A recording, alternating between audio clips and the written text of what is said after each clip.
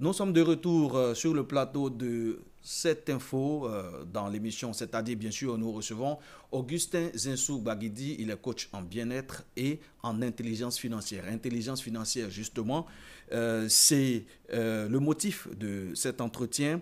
Alors nous avons parlé dans la première partie de cette discussion de la manière de gérer la fin d'année. Cette fois, nous allons en 2025 et vous allez nous expliquer comment planifier l'année 2025. Déjà, dans quel état d'esprit faut-il adopter, faut-il développer plutôt, autant pour moi, son intelligence financière? Alors, c'est la question qu'on a pratiquement pour tous les clients que nous avons. C'est comment on réussit l'année. Oui. Dans quel état d'esprit il faut rester. Oui. Déjà, en fin d'année, oui. Pour vous qui ne l'avez pas fait, c'est le moment. Si vous m'écoutez, prenez un bic et une feuille. D'accord. Une année se planifie. Une année se planifie. On ne rentre pas dans une année par hasard. C'est quand elle se planifie qu'on arrive à l'évaluer en fin d'année pour dire j'ai géré mon année, je l'ai fini à 80, à 50 ou même à 40%. Oui. Mais si vous n'avez pas planifié, vous avez échoué l'année. Il faut planifier. En 2025, que souhaiterais-tu avoir? En 2025, on dit le futur que tu vois, c'est celui qui s'offre à toi. Je vais commencer par une petite histoire vécue. J'ai la chance d'avoir entrepris 14 fois. J'ai entrepris 14 fois de grandes entreprises avec 14 échecs. Donc, je m'y connais. 14 fois 14 échecs. Oui. Je parle d'échecs parce que j'atteins les sommets. Pour d'autres, c'est une réussite. Mais tant que vous avez pu dégringoler par la suite, je l'appelle échec. Sinon, en temps normal, j'ai toujours commencé par le bas et j'ai toujours fini au sommet avant que ça ne parte. Donc, dans plusieurs domaines, j'ai quand même pu me forger. Mais déjà, j'étais plus jeune, ça c'est une histoire réelle, et j'avais aidé des personnes d'un certain âge à faire du tourisme dans mon village. Oui. Et à la fin, un parmi eux, du nom de Moussadi Koumba, qui est venu du Gabon, oui. m'a envoyé dans un supermarché. Il m'a dit, vraiment, Augustin, merci, hein, choisis ce que tu veux. J'ai été ébloui par cette question. J'étais dans un supermarché. J'ai tourné, vous savez ce qui s'est passé? J'ai fini par aller choisir une boîte de lait non sucré, ce qu'on appelle communément bonnet rouge ici, la petite boîte. On l'a percée dans la boutique. Avant que de finisse les emplettes, j'avais vidé ma boîte. Mais dès qu'on est sorti, j'ai commencé par regretter la boîte. Parce qu'il y avait tout dans ce supermarché. Et quand je suis allé, je n'ai pas jeté la boîte, je l'ai laissée au chevet de mon lit. Quand je devais m'amuser avec le vélo de quelqu'un qui me refusait son vélo, j'allais prendre la boîte, je me dis, ça aurait pu être mon vélo, ça aurait pu être mon jouet. Pourquoi? Parce qu'il vous a dit de choisir ce que je veux. Mais puisque je n'avais jamais planifié, je n'avais jamais imaginé que ça pouvait arriver. Mais je suis allé et devant donc ce buffet, ce parterre de tout ce qui pouvait plaire à un enfant, un jeune homme de mon âge, j'avais à peine 8 ans, 9 ans, mais je n'ai pas pu. Il y avait des vélos. Oui. Mais j'étais ébloui par la question. Pourquoi? Parce que je ne me suis pas préparé. Et depuis lors, j'ai pris des dispositions, j'ai pris une feuille et un bic, j'ai commencé par marquer si désormais si un jour quelqu'un m'invitait dans un supermarché, voilà ce que je choisirais. J'ai commencé par faire l'exercice jusqu'à même choisir la taille de la femme que je marierais, tout ça. Et c'est des choses que j'ai planifiées, que j'ai suivies aujourd'hui. Je suis fier d'avoir réalisé pratiquement, je dirais 99% des choses. De tout ce que vous aviez. Pour dire que, pour l'année, de la même manière, nous évaluons nos enfants quand on va à l'école. À la fin de l'année, on nous évalue parce qu'il y a des exercices, tout ça. Mais en début d'année, on a l'emploi du temps. L'emploi du temps qui nous dit déjà, dans l'année, qu'est-ce qu'on devra faire. Donc, vous demandez d'avoir un emploi du temps. Non, mais ce qu'on apprend au CM2, ce n'est pas d'aller jeter. Les gens pensent que ça finit au CM2. Non, l'emploi du temps qui est fait, vous aussi, vous devrez avoir déjà planifié votre année et faire votre emploi de ce temps. Oui. Donc, savoir que quand on commence l'année, qu'est-ce qu'on nous donne? Nos matières. Oui. Alors, toi, comment tu veux finir l'année? Donc, en tant que père de famille, en tant que responsable, en tant que jeune, à quoi doit ressembler mon année 2025? Il faut l'écrire. Et quand tu as fini de l'écrire, qu'est-ce que je souhaiterais avoir? Oui. Et quand tu as fini de savoir, écrire ce que tu veux avoir, tu as désormais un cahier de route. On dit que vous avez... il est plus difficile de planifier que de réaliser. Oui. Quand vous planifiez, la réalisation va de soi Et au fait, vous arrivez à vous ajuster au fur et à mesure. Mais quand rien n'est planifié, beaucoup se surprennent en fin d'année de dire vraiment, on a fini l'année, mais bon, je ne sais pas, mais l'année là n'a pas été une bonne année pour moi. Qu'est-ce que tu t'attendais à quoi en début d'année? Parce que tu n'as pas planifié. Tu n'as pas prévu quelque chose, mais tu vas t'attendre à quoi à la fin? Oui. Il faut déjà commencer par planifier votre année, quel que soit ce que vous faites et là où vous trouvez. L'intelligence financière commence d'abord par la planification. Oui. Qu'est-ce que je souhaiterais avoir? Et peu importe le salaire, c'est ça? Peu importe le salaire. Même celui qui a 75 000 francs, le SMIC, ici en Côte d'Ivoire, déjà, quand on peut planifier. Avoir 75 000 francs de salaire, la loi 50, 30, 20 vous amène à pouvoir gérer vos 75 000 francs. C'est une loi qui est pour tous les niveaux de salaire. Vous êtes à 1 million, c'est la même chose. Mais ne pensez pas que c'est l'argent, c'est-à-dire la masse d'argent qu'on amasse, qui fait le bonheur ou qui fait... Mais celui qui a 1 million de salaire, forcément au-dessus, à un certain niveau par rapport à celui qui touche 75 000 francs. Je voudrais vous dire ceci. C'est évident, coach. Celui qui a 75 000 francs de salaire peut faire plus d'économies que celui qui a 1 million. Ah bon? Ah oui. Quand moi j'étais dans les organismes, on se battait chaque année pour chercher à déposer les dossiers quelque part où on nous prendra pour avoir un meilleur salaire. Mais le salaire répond à des normes et c'est pareil partout.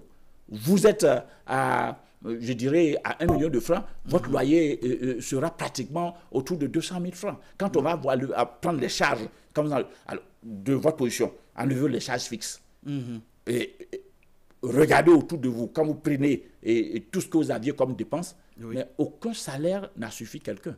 Fut-il à 3, 4, 5 millions, vos charges dépasseront toujours votre salaire. Les charges sont toujours au-delà du salaire. Ça, c'est le quotidien de tout le monde. Et c'est d'ailleurs pour ça, nous, en tant que coach en intelligence financière, on vient vous montrer ce qu'il faut. Forcément, il faut avoir une seconde corde à son arc. D'accord. Forcément une seconde corde à son arc, parce qu'un salaire, je vous assure, ça peut-être va choquer certains. On dira que le salarié, d'abord qui est salarié, c'est un employé. Et l'employé, c'est celui qui a choisi de vivre dans la misère et mourir dans la misère. Fut-il c'est ce que vous dites. L'employé, c'est celui qui a choisi de vivre dans la misère et mourir dans la misère. D'accord. Certains diront, on parle de salaire. Salaire. Donc, le salaire n'a jamais suffi. Oui.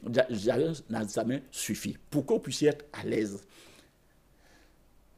il faut pouvoir d'abord trouver forcément une autre corde. Une corde, certes. Ce qu'on pourrait appeler un business. Oh oui, mais pas n'importe. Ou une activité. Une activité, mais pas se jeter dans n'importe quelle activité. Et ça, c'est l'erreur que beaucoup font.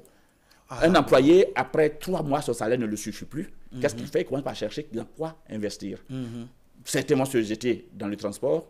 D'autres vont ouvrir des maquis. D'autres vont faire des élevages. Nous appelons ça, dans notre jargon, on dit, c'est donner sa richesse en procuration. Vous permettez à quelqu'un d'autre d'être riche. Et dans quoi faut-il investir? Alors, déjà... En 2025, puisque si on respecte la loi, vous voyez que je suis un bon élève, si on respecte la loi en 50, 30 et 20 on finit de respecter, forcément on épargne les 20%. Les 20%. Et c'est dans ce 20% on peut investir en 2025. C'est dans l'intention de pouvoir faire de l'investissement qu'on épargne les 20%. Les 20%. Alors, des gens sont à 1, 2, 3 millions, ils n'arrivent pas à épargner. Hein. Mais non. L'épargne, c'est une éducation. Et ça s'apprend. Oui, l'épargne, ça s'apprend. Si vous n'avez pas pu, celui qui ne peut pas économiser 100 francs, 2000 francs, n'en pourra pas, il n'attendra pas 1 million pour pouvoir économiser, ce n'est pas possible. Ne pensez pas c'est parce que je n'ai pas beaucoup d'argent que je n'ai pas fait d'économie, ce n'est pas possible. Si vous ne faites pas d'économie, vous n'en ferez plus. D'accord. Et pour faire, quel que soit le salaire que vous avez, toute pièce à 1/10. Vous avez tous les livres en développement personnel, vous parleront de ces 10%. Vous lisez la loi de Babylone qui vous dira que la première des choses qu'il faut faire, que beaucoup ne le font pas, l'employé, la première des choses qu'il faut, c'est de se payer. Quel que soit ce que vous pouvez être endetté jusqu'aux cheveux, mais dès que vous recevez un salaire, il faut vous payer d'abord. On dit même on est payé. Non, vous payez les autres. Parce que quand vous recevez un salaire, qu'est-ce que vous faites? Vous commencez par les charges, vous payez le loyer, vous payez l'électricité, vous payez. Et finalement, vous faites des enveloppes pour tout le monde. Et finalement, vous restez là, vous travaillez pour autrui. La première des choses, c'est que vous avez 1/10 donc, de votre salaire qui ne représente rien, que vous devrez sortir donc, de ce salaire-là pour vous-même. Et c'est ça qui va dans l'épargne. Dans l'épargne qui vous permettra de pouvoir faire un investissement. Et dans quoi on peut investir en 2025? Je reviens, coach. Aujourd'hui, de par notre métier, nous sommes coach en bien-être et en intelligence financière. Oui. Et c'est justement pourquoi nous avons donc des personnes que nous encadrons. C'est pour pouvoir les orienter dans quoi? Parce qu'il y a plusieurs domaines dans lesquels on peut investir son argent et avoir des revenus sûrs. Oui. Voilà, parce que on dit là où se trouve ton trésor, se trouve ton cœur. Mais si tu y mets de l'argent, pendant que tu travailles, un employé par exemple, dans toutes les maisons, il y a la déontologie qui recommande que l'employé ne doit pas faire une autre affaire en dehors de ce pourquoi il est payé. Mais pratiquement, il y a des stratégies, des domaines qui ne nécessitent pas forcément votre présence, mais qui vous ramène, qui vous permet de pouvoir bâtir un empire financier. Et donc, c'est notre devoir de conseiller et d'accompagner des personnes dans ce sens-là. Et d'ailleurs, c'est pour ça que très souvent, nous organisons des conférences pour orienter. Je suis un peu, j'allais dire, que sur un plateau, puisque c'est pratiquement dans la partie de notre... Mais en fait, ce qu'on demande, donnez-nous quand même une ou deux idées. Puisque les téléspectateurs sont là, ils ont besoin de savoir dans quoi investir en 2025. Oui. Vous avez parlé de planification. Je pense qu'ils l'ont compris. Ils ont compris qu'ils doivent planifier leur vie financièrement. Oui. Maintenant, est-ce que vous pouvez leur donner deux idées avant peut-être... voilà. Alors, je pourrais... le b.a.-ba, on pourrait enseigner, par exemple, aux enfants, si vous avez la chance d'acheter un vélo à votre enfant, je dirais, faites l'effort de lui en trouver deux. Une à louer et une qui devient sa chose. Donc, s'il a une à louer, déjà, ça fait quelque chose qui lui rapporte de l'argent. Il y a des choses qu'il ne faudra pas faire. Ça, c'est évident. Vous préférez vous attarder sur des choses qu'il ne faut pas faire? Oui, je pourrais dire qu'à l'instant, il y a tellement de choses que vous pourriez faire pour commencer par vous faire des revenus. Il y a les domaines dans lesquels il faut investir. Mais vous savez, c'est pratiquement monsieur tout le monde qui nous écoute. C'est pour ça que je commence déjà par un enfant qui aura un vélo à louer et l'autre qui lui revienne. C'est un exemple. Et une personne qui travaille n'aura pas à aller forcément chercher à se lancer dans le transport. Non. Parce que vous donnez la clé à quelqu'un, la première idée qui lui passe en tête, c'est comment payer son taxi dans votre taxi. Et vous finirez par avoir les problèmes que les autres ont. Donc vous ne conseillez pas le transport? Pour quelqu'un qui est un employé qui travaille, vous prenez 10 employés, 9 parmi eux, ces employés vous diront, j'ai essayé, ça n'a pas marché. Ça n'a pas marché. Vous faites l'élevage, c'est pareil. Vous ouvrez un restaurant, tant que vous n'êtes pas au cœur de ce que vous êtes en train de faire, pour ce que nous connaissons aujourd'hui, c'est voué à l'échec. Par contre, aujourd'hui, à l'ère de l'intelligence financière, à l'ère de l'intelligence artificielle, oui, nous sommes au salaire. Ah oui, je voulais vous poser justement cette question, puisque nous sommes à l'ère de l'intelligence artificielle. Oui. En 2025, les choses vont encore vont encore évoluer. Oui. L'intelligence artificielle sera de plus en plus intelligente. Et donc, qu'est-ce que vous pouvez proposer aussi dans ce sens? Oui, il faut dire, d'abord, j'arrive à un point, je voudrais situer clairement le téléspectateur sur l'avenir. Oui. Il faut comprendre que d'ici 2025, donc dans quelques jours, nous avons plus de 60 de nos métiers actuels qui vont disparaître. D'accord. Donc, certainement, je ne sais pas, pour toi qui m'écoutes, le vôtre, le tien peut disparaître, on ne sait jamais. Mais déjà, vous avez ce qu'on appelle les activités du futur. Qu'est-ce qui est futuriste? Et quand on parle du futur, on parle des tendances futures. Les tendances, c'est les domaines dans lesquels l'argent coule. Et c'est dans ces domaines-là qu'il faut investir. Dans les années 80, Bill Gates voyait le jour, on parlait de l'informatique. Oui. Tout ce qui s'y était mis, ça va exploser. Oui. Même en 2000, je me souviens ici qu'on nommait les fortunés par le nombre de cabines qu'ils avaient. Vous vous souvenez, pendant la crise, on disait, lui, il a 3 cabines, les cabines téléphoniques. Mais aujourd'hui, nous sommes passés à l'ère du bien-être. Oui. Alors, si vous avez la possibilité de vous investir dans le bien-être, dans tout ce qui est bien-être, à coup sûr, vous allez vous en sortir. Oui. Vous avez aussi les domaines du e-commerce. Le Oui. e-commerce aujourd'hui qui est en vogue avec juste pour tous ceux qui ont un smartphone dans leur main, peuvent se faire des revenus sans quitter leur emploi. Peuvent se faire des revenus sans se casser la tête. Il y a beaucoup de petites stratégies. Il faut forcément que vous ayez une autre corde à votre arc. Si vous n'avez pas, votre seul salaire ne pourra pas vous permettre d'atteindre les deux bouts. Surtout que l'homme heureux, c'est celui qui laisse un héritage aux enfants de ses enfants. Beaucoup de personnes ne connaissent pas leur grand-père, leur arrière-grand-père, parce qu'il n'a rien laissé sur cette terre. Alors, qu'est-ce que tu fais? D'abord, pour pouvoir être toi-même plus à l'aise, c'est cette code qui va te envoyer des revenus secondaires, qui va te permettre d'être plus à l'aise. Quand vous avez plus de revenus que vous avez apportés, et que vous savez les investir, les orienter, vous êtes tranquille. D'accord. L'argent vous donne un aspect de tranquillité, de sérénité. Oui. Vous avez, j'aime donner l'exemple de celui qui est pauvre et qui se promène, même l'odeur de la banane braisée le terrasse. Mais le jour où vous avez l'argent plein les poches, vous n'avez même pas faim. Vous voyez la différence? D'accord, coach. En tout cas, on est à la fin de cet entretien. Moi, je vais vous permettre de donner un conseil pour la fin d'année et pour la planification 2025. Un conseil juste en quelques secondes parce que c'est la fin de l'émission. Ok, alors je voudrais dire aux téléspectateurs qui ont eu la chance de nous écouter jusque-là, nous sommes à la fin de l'année. Déjà, qu'est-ce que tu souhaites avoir? À quoi doit ressembler ton année? Il faut pouvoir l'écrire. Oui. Et dès que tu l'écris, essaie de voir ceux dont tu parles, quels sont ceux qui sont dans ce domaine-là et qui ont réussi. Et faire ce qu'on appelle le disciple-là. Ça s'appelle apprendre au pied du maître. Vous avez la possibilité d'apprendre dans les livres. Le processus est plus long. Oui. Comme l'exemple, quelqu'un qui veut faire du transport, si vous allez voir quelqu'un qui a un seul taxi, il va vous montrer tout ce qui est néfaste. Comment il est fatigué par les routiers, comment il est fatigué par le chauffeur, comment le véhicule le fatigue. Mais si vous allez voir quelqu'un qui a fait la route, donc quelqu'un qui est propriétaire de 20, 30, 50 véhicules, il vous dira, mon enfant, démarre. Tu auras des problèmes, certes, mais les chauffeurs ne mangeront pas plus que toi. Tu finiras par arriver, il te donnera les conseils parce qu'il ne te voit pas en concurrent. Donc, vous aurez déjà à vous rapprocher de ceux qui ont fait le chemin. Et ils seront à même de vous conduire.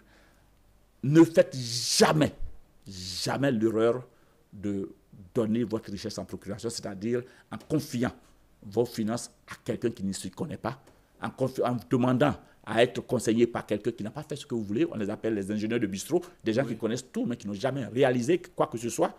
Et c'est pour ça que régulièrement, nous donnons des conférences à la matière pour montrer exactement ce qu'il faut faire, pratiquement quand on est jeune, et surtout quand on est à la veille de sa retraite. Parce que les gens sont tous surpris par la retraite, ils n'ont rien préparé, ils se disent qu'est-ce que je vais devenir. Et quand on est sédentaire, la mort vient nous chercher plus tôt. Donc nous essayons de donner cette seconde chance en montrant celui qui a un carnet d'adresse déjà. Parce que l'or du XXIe siècle, n'oubliez pas, c'est l'homme. D'accord. C'est l'homme qui fait l'or du XXIe siècle. Donc à partir de l'homme, vous pourriez atteindre tous vos objectifs. Et nous autres, nous sommes là pour vous accompagner, pour vous conduire sur le chemin que vous aurez choisi pour que vous puissiez arriver. Très souvent, ce que vous allez nous proposer, nous sommes très souvent passés par là pour toutes ces expériences que nous avions eues à faire. Merci. Et c'est la raison pour laquelle vous avez accepté en tout cas de venir sur le plateau de cette info pour partager cette expérience. On espère en tout cas vous revoir une autre fois sur un autre sujet parce que vous êtes coach, certes en intelligence financière mais aussi en bien-être. En tout cas, merci d'être passé sur notre plateau. Merci beaucoup. Merci à vous qui m'avez accepté. C'est un privilège pour moi d'être à cette info. Mais c'est un réel plaisir pour moi de me savoir écouté par celui qui est devant son petit écran. Merci. C'est la fin de cette émission. L'actualité continue sur cette info et sur www.7info.ci. Au revoir.